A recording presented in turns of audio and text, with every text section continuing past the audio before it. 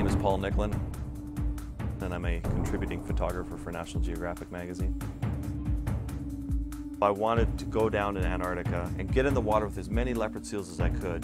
We pulled up in the Zodiac and we saw this massive leopard seal. My guide, Yudon, who has a lot of experience with them, said, "Bloody hell, that's the biggest leopard seal I've ever seen. Time to get in the water, yeah." I slipped into the water, terrified of what might happen, and I swam up to this leopard seal. My legs were shaking and I had dry mouth. And right away, she dropped the penguin. She came up to me and she opened her mouth, and her head's twice as wide as a grizzly bear's head. She's huge. She took my whole head and camera inside her mouth and did these threat displays, but then the most amazing thing happened. She went off and got me a live penguin.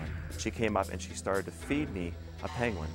And she kept letting these live penguins go, and the penguin would shoot past me and she would look disgusted as she'd go by me. And she did this over and over.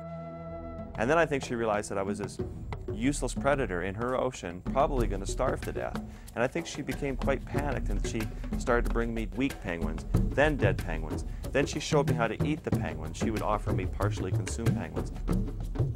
She started to take penguins and actually push them into my camera. I think she thought the camera was my mouth, which is every photographer's dream. This went on for 4 days. So here I came to Antarctica to photograph this potentially vicious animal, to have this predator, this top predator in Antarctica, take care of me and nurture me and feed me for 4 days straight. It was the most incredible experience I've ever had as a National Geographic photographer.